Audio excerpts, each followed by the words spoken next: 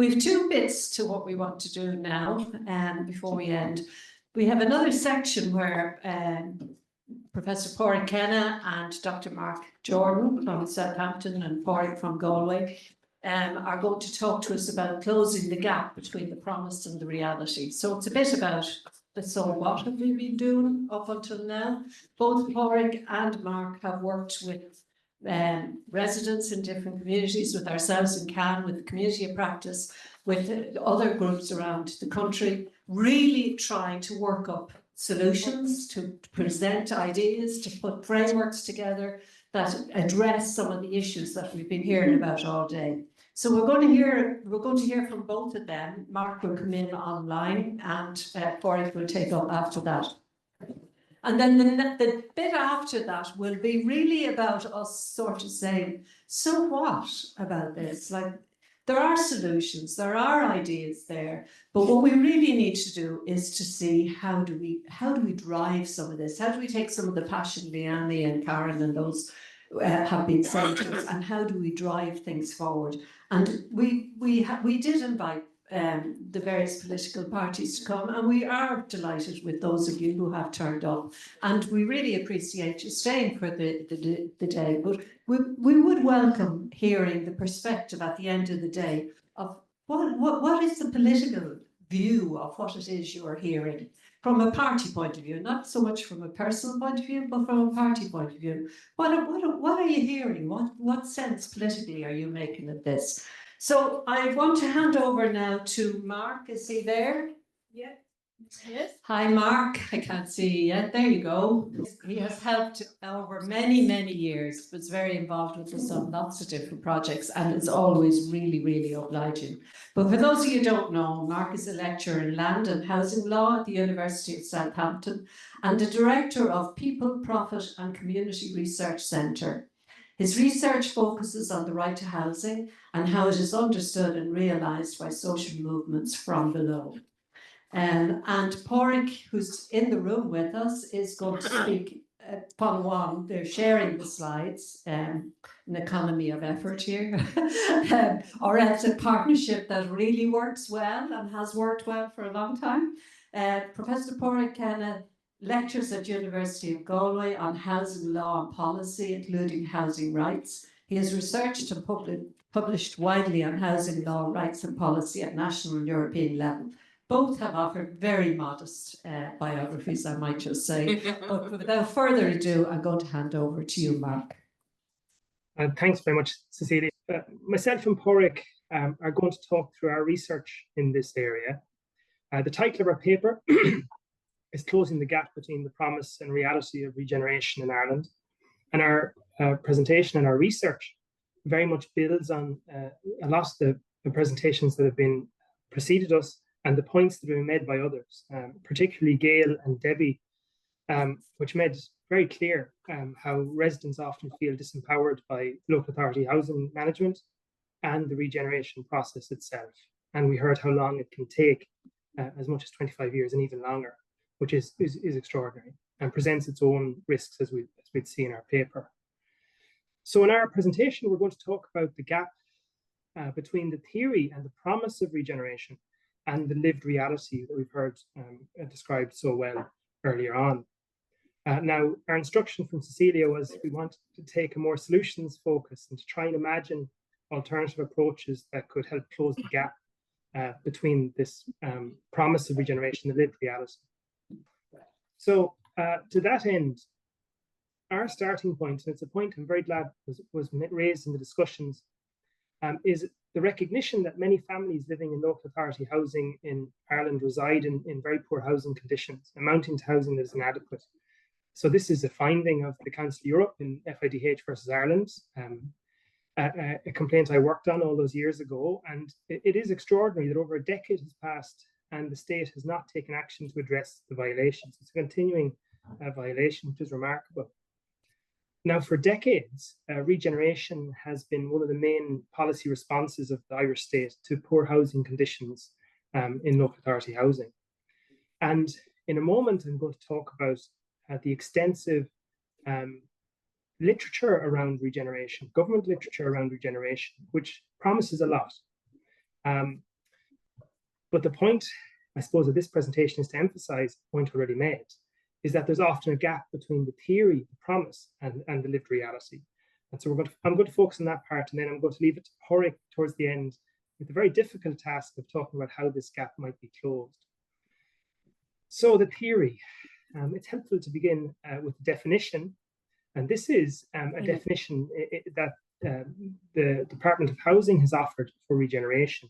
So this idea of a major restructuring of existing estates, outlined on the slide. But what you'll notice here is that it's not confined to the physical development, it's not confined to the housing.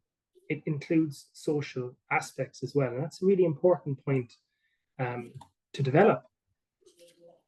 As I mentioned, there's extensive government literature and guidance on good practices in Ireland. And one of these documents from 2006 outlines the dual nature of regeneration really clearly. It says, regeneration, yes, involves a physical dimension, a built environment, housing, but it's crucial to understand it also has the social dimension. So it references here social infrastructure, community development, tenant participation. Now, the point here is that you can't prioritize one over the other. On this guidance, both are vitally important. Okay. The importance of the social dimension is underlined when we look at this guidance around the overall aims of regeneration. So the stated aim here, best practice guidelines, is that regeneration should be about creating sustainable communities through these social and economic initiatives, and also by rejuvenating the built environment. So if you like, in this aim, the social side comes first, in a sense. So you might think, well, what does the social dimension involve? Well, again, government guidance and government literature pins this down in minute detail. So if you, looking on the slide here, I've outlined all of the different indicators and factors that are taken into account in assessing this social aspect of regeneration, government guidance. So provision of community recreation facilities, childcare, social infrastructure, all of these things are vitally important. And in fact, the guidance here makes clear that success of regeneration can only really be judged by asking whether these social indicators have been met. So have these facilities been provided sufficiently for the community? So the final point to add here on the government guidance is around tenant participation. So the guidance indicates again that effective tenant participation in implementing estate regeneration projects is vitally important. And so there's a lot of literature here again saying what the local authority should do to facilitate this, to support tenants taking part and having effective participation in all aspects of the regeneration project.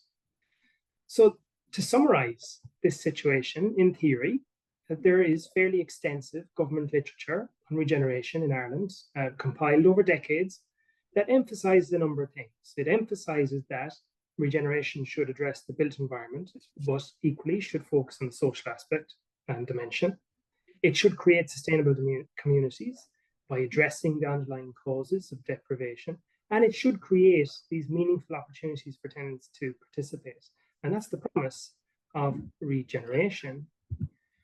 But what we've heard, Debbie and Gail, is that this does not reflect the lived reality of regeneration for many residents.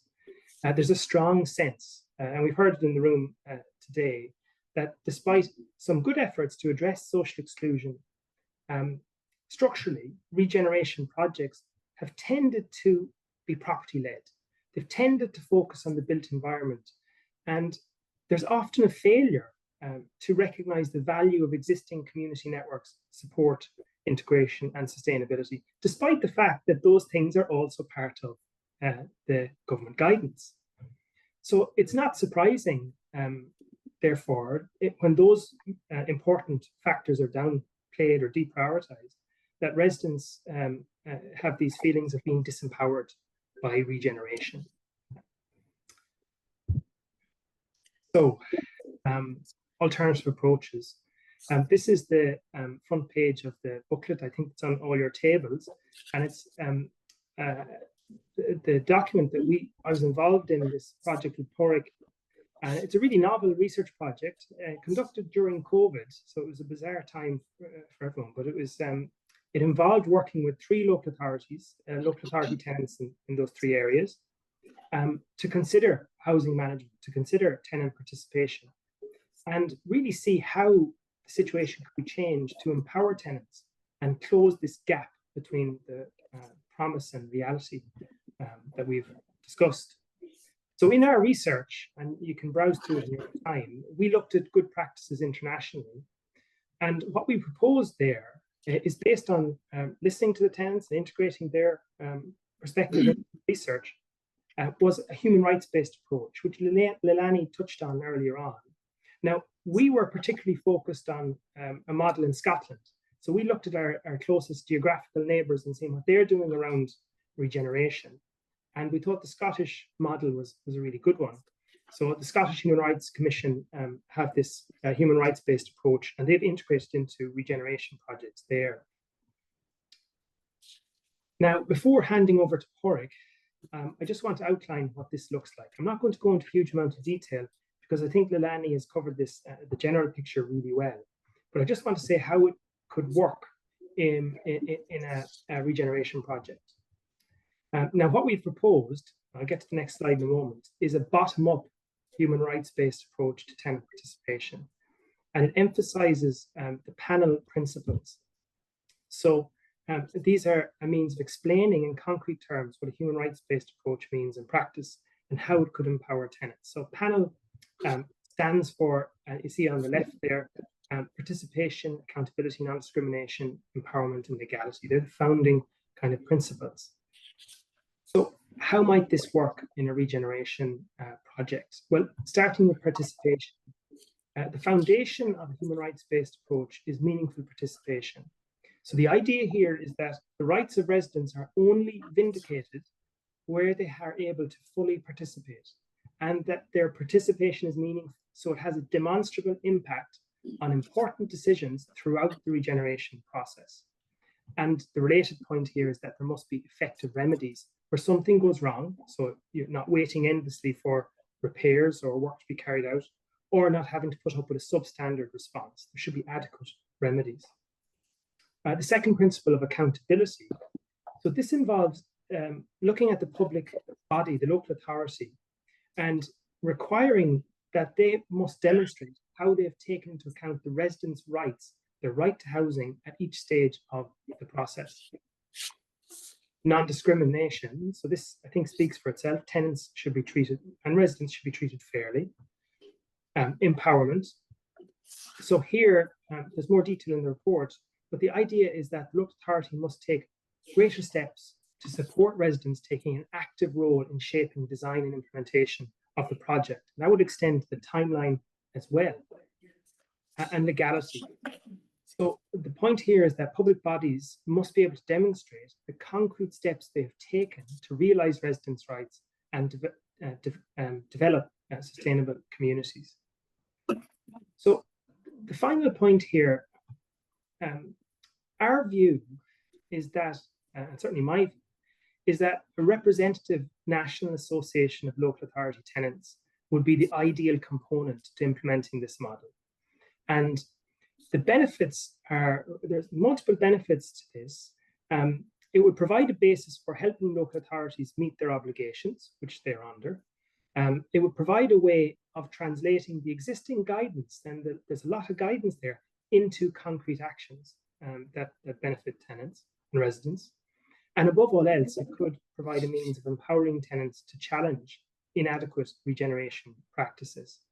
So looking at the example from Sweden, you know, the National Tenants Union and how it operates there, it could provide a model or a basis for creating that political change to make this a priority in Ireland. At this stage now, I'm going to hand over to Padraic for the next part of the presentation. Okay, so I got the easy job. of course. It's lovely to be here. Thank you all for inviting me. And I'm really delighted to be here to see this level of engagement and interest in what is recognised, as Manus has outlined. Would you mind using this? Sure. Delighted to be here. I know it's a challenging situation, as you've outlined and Manus has outlined, long delays and some great presentations. And I was struck by Gail, for instance, Gail's question, who's making the decisions and what are the limitations of the decision-making process? And that to me is actually sums up the whole question we have here in front of us. I also like the quote from Debbie, is it regeneration or degeneration? That's really a worrying question, actually, to be asking when we're looking at projects that had multi-million pound investments, enormous expenditure of time and resources from people, from public servants, from politicians and NGOs. And it raises that big question, which was raised, how do we ensure that the collective experiences from all of this can be brought to bear so that we can address this system's failure? Now, I'm hoping that summarizes the worst part of it, because I want to now talk about hope, which is what the theme of this is about. So we began by talking about the human rights-based approach here, which we've been promoting in our booklet, which you all have, which has been used in Scotland, so it's not very far away. We've also heard about how the international human rights can be implemented from Leilani, very practical measures. But of course, all of that requires something. It requires political priority. And this is coming through quite a lot. But it's also coming through that we have problems with our administrative systems, which don't prioritize human rights.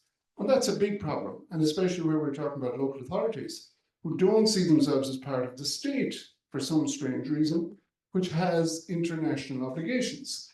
So one of the suggestions is to work to advise local authorities. They actually have to comply with international human rights.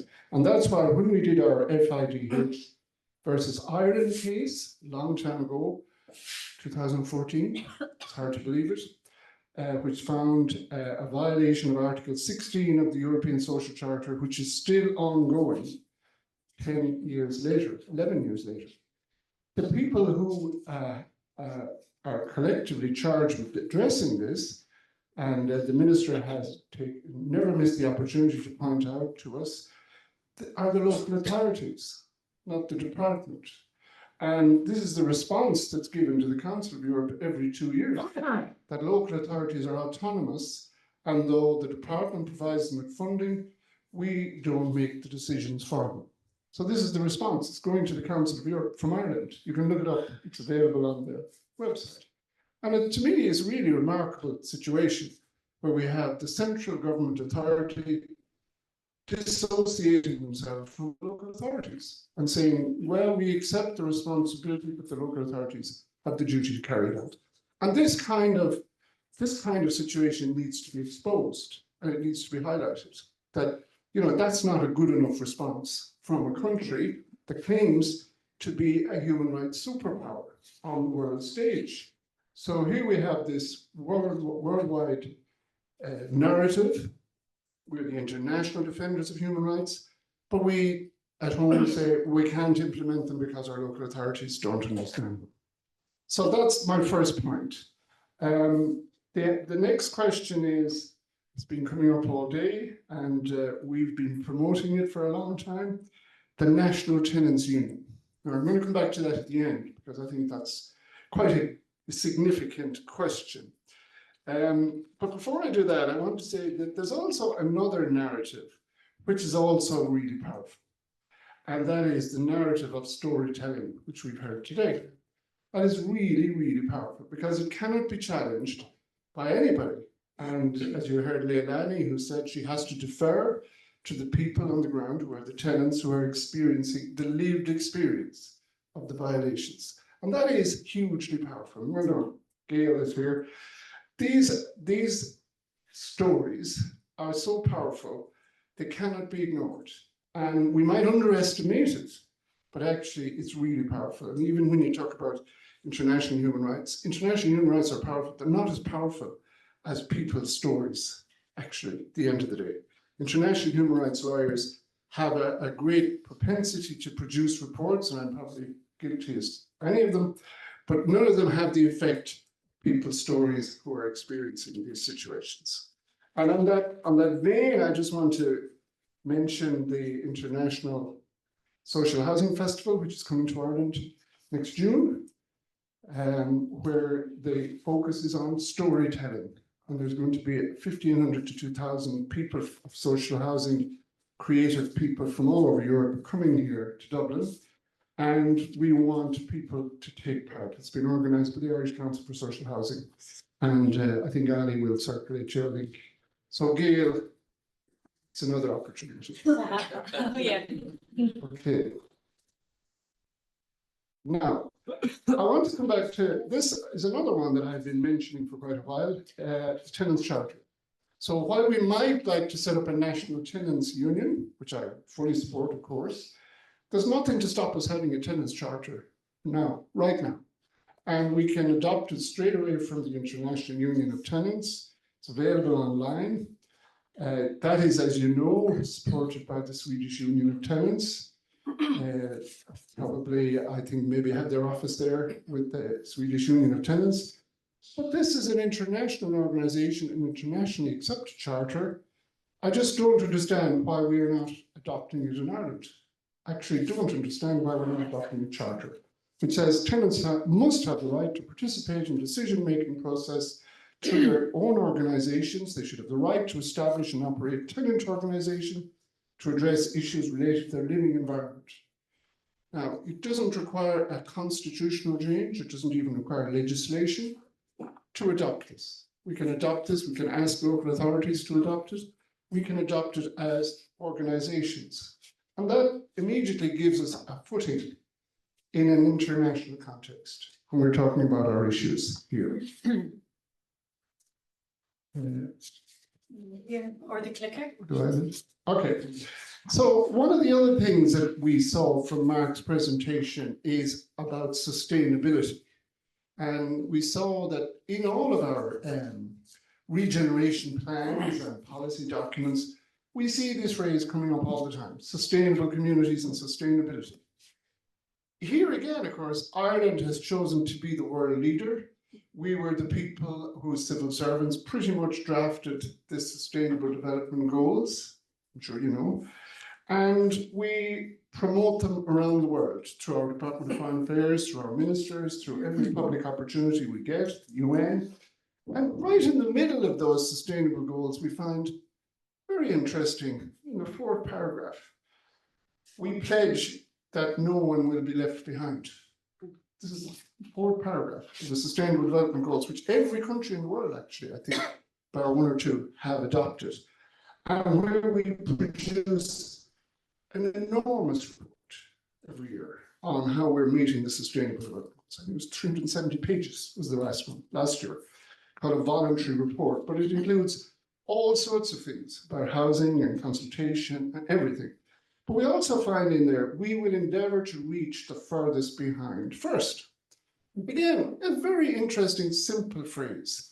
And again, I want to highlight this discrepancy between what we're promoting on the world stage and what we're actually doing at home in Ireland. And I think these are important things that we can do to show the people in power the inadequacy and the reasons for the frustration, but also the way they can do it. They don't have to do anything drastically different than what they do. They just need to respect the things that the Irish state says it's going to do.